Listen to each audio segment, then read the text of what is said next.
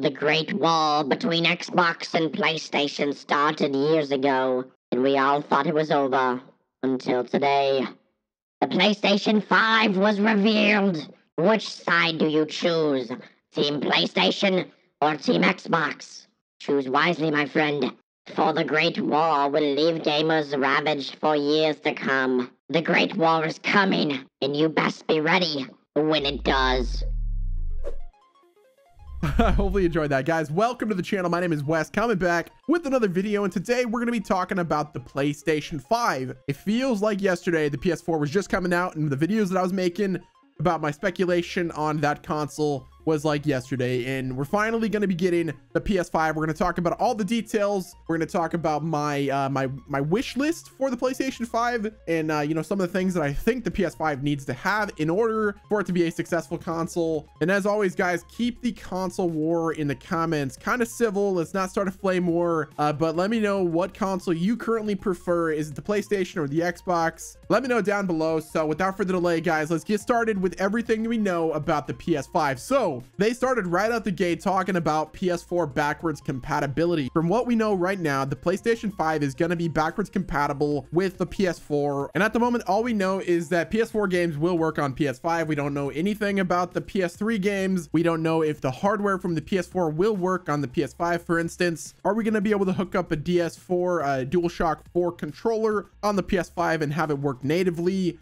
Do we have to buy new third-party charging ports? Will my current Astro C40 controller work on the PS5? Will we get any support for the PS3, PS2, PS1 on the PS5? There's no information about that. Will the current PSVR work on the PS5? There's a lot of information we don't know about yet, but I'm going to kind of speculate at the end. I'm going to talk about, you know, my wish list for the hardware of the PS5 and how I think they should handle it. So the next bit of information we got revealed about the PS5 is it will have an internal SSD. We have no idea what kind of storage it's going to have. Hopefully it'll be like a terabyte SSD, but my guess is it'll probably be a 500 gig SSD because they're trying to cut down the cost, but I'm sure there's going to be 1 terabyte models. Now, apparently they did a test on the PS5 dev kit, and from fast traveling with Spider-Man PS4 from one location to another location, it took 15 seconds on the PS4, and on the PS5 dev kit with the new SSD, it only took 0.8 seconds, so it was sub 1 second loading, which is pretty good, but obviously we don't know much details about this SSD. We got to really break it down and see exactly what's inside of it. They said that it's better than some of the top of the line SSDs built for PC gaming. My guess is the SSD is going to be using a some form of PCIe, so like an NvMe drive. I don't think they're going to use SATA for this new console.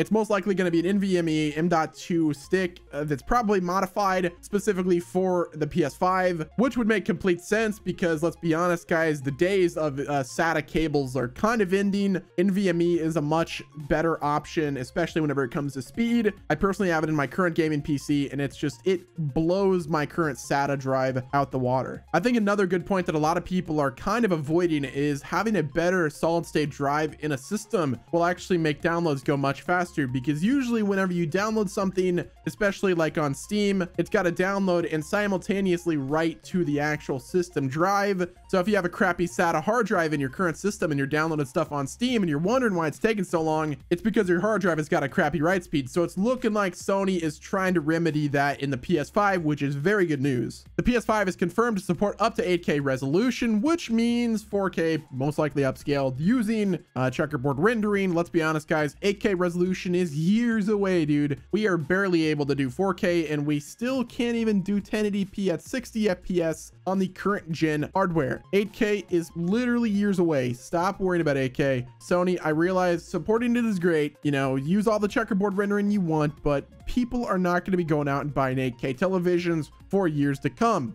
They're barely going out and buying 4K TVs. 4K is slowly joining the market, and it's slowly going to be the replacement for 1080p, but I still see that about 5 years out. So 8K is cool and all, but I just think this is a little bit too soon. Let's get some 4K support at 60 FPS before we even try to talk about 8K. Like, I can't even find a TV that is 8K that's less than $3,000. It's just not going to happen. So them saying that it supports 8K is nothing more than marketing talk. It's cool and all, but it's not practical by any stretch of their imagination. Now, the next thing, which was a central point of contention on the previous generation consoles, was the disk drive. The PS5 is confirmed to have a disk tray. So that means Blu-ray movies, Blu-ray games, physical discs, and yes, that means used games will be available on PS5. Unfortunately, Xbox, they weren't able to do their diskless drive yet. They actually recently released one, which I think is a good precedent to set. I don't think discs are even viable nowadays. I think if you're buying discs, you're living in the past, but that's just my opinion. I personally only buy digital stuff, but I can understand a lot of people like the used game market, especially whenever it comes to buying EA games. So, I will give that up. I'm not going to die on that hill. I think having a Blu-ray player is pretty cool. And if you want to have your physical discs, then do it. Buy, sell, and trade away all you want. You can do it on PS5. I personally have no need to get physical discs. If a game developer or publisher releases a game that I don't like, it's as simple as this. I'm just not going to buy the game. But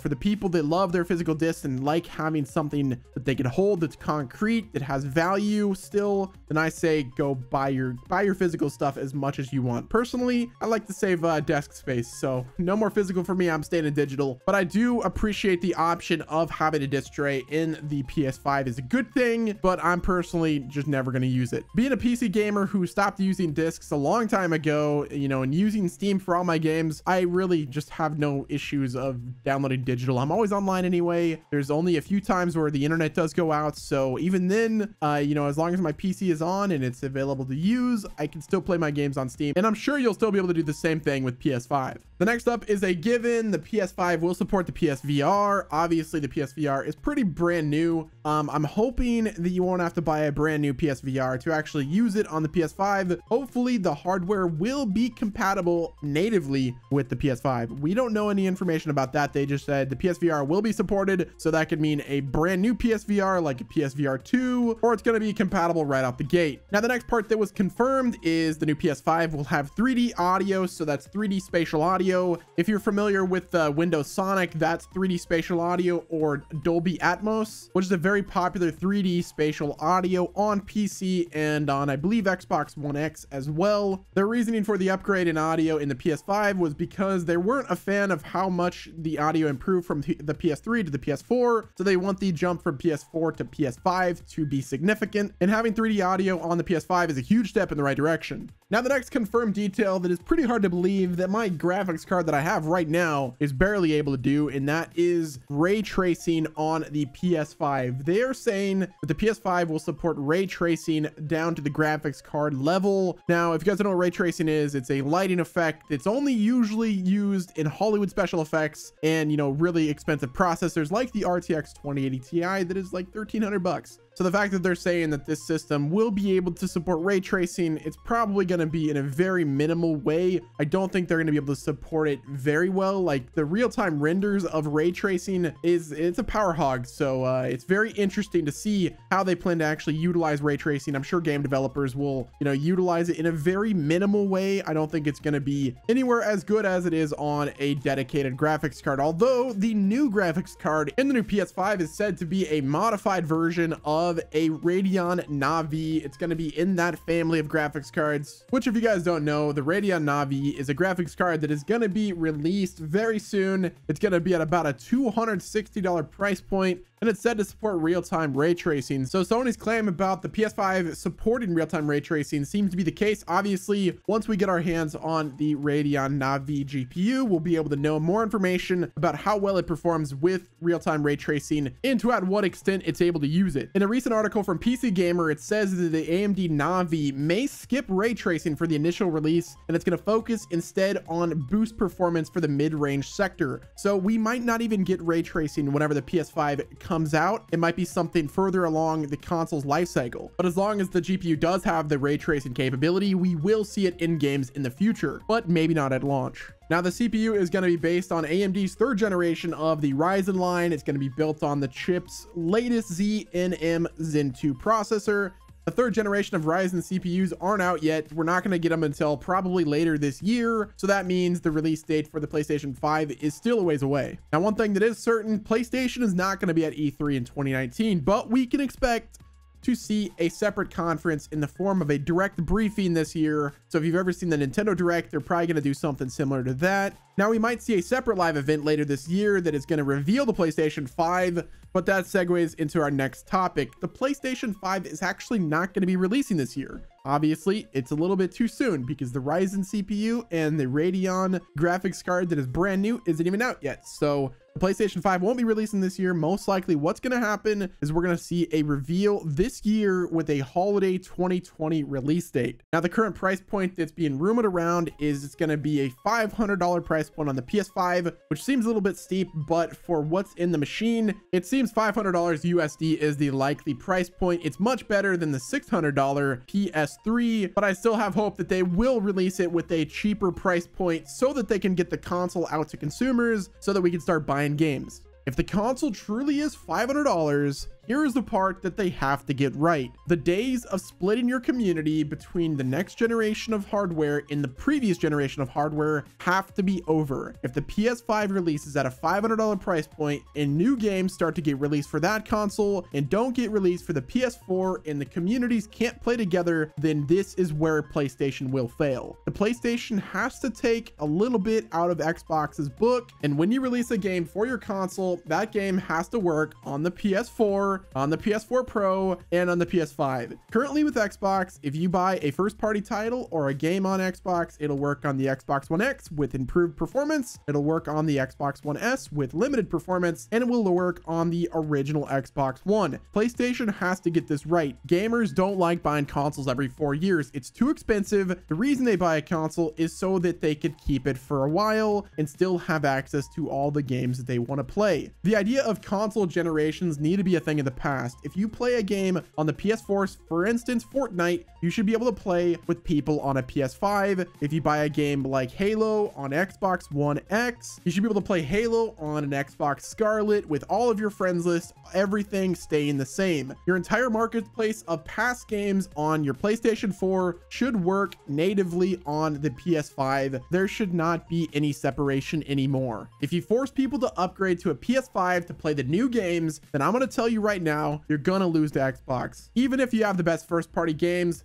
people don't want to have to be forced to buy a new console just to play your new games, especially the normie gamers. Obviously, hardcore gamers like myself will have the new console, but for all the new normie gamers who do not feel like buying a new console to play the games every 4 years, they're going to go to Xbox, play the games whenever they feel like it, and upgrade when they please. Now, the next thing on my wish list for PS5 is it's got to have an optical cable, and the DualShock 5 has to have a USB Type-C. After using the Nintendo Switch Pro controller, it's one of the best controllers ever made, and having a USB Type-C cable is perfect for that console. The new console generation has to support USB Type-C. The days of the micro USB, the mini USB, and all that BS are over. And one of the last things on my wish list is I really hope that the DualShock 5 has back paddles. And if not, I really hope that I could use my DualShock 4 controller on a PS5, because I legit just bought an Astro C40 controller and I really want to use that for a long time, because it's a $200 controller and I really don't feel like buying a new one for the PS5. Now, there's a few other things that I want the PS5 to have, but it's most likely already going to have, and that's HDMI 2.0. I'm not a fan of the controller having a speaker or a touchpad on it, although I do like the button placement of the touchpad. Also, remove the share button or put the share button in another location. For years, I've been used to having a start and an options button, and I'd appreciate to have it that way for the PS5, but you know, those are a little bit nitpicky. Overall, guys, I can't wait to see what the PS5's got to offer in terms of what it's going to look like. Hopefully they get rid of like the triple stack design. Never a fan of that one. I like the 2 stack, but then they did the PS4 with the 3 stack and it just looks kind of dumb. So hopefully their design team really puts out all the stops for the PS5, guys. Let me know down below if you're excited about the PS5. Are you ready for it to come out? When do you think it's going to come out? Me personally, holiday 2020. Let me know your thoughts in the comment section below, guys. Hit the like button, subscribe to the channel with your notifications on, and if you guys want more videos like this, do me a favor and let me know down below. Thank you so much for watching, guys, and until next time, this has been your boy Wes, and I will see you on the next video. Also, please be civil and respectful in the comment section. As always, guys, thank you so much for watching. I'll see you in the next one. Thank you.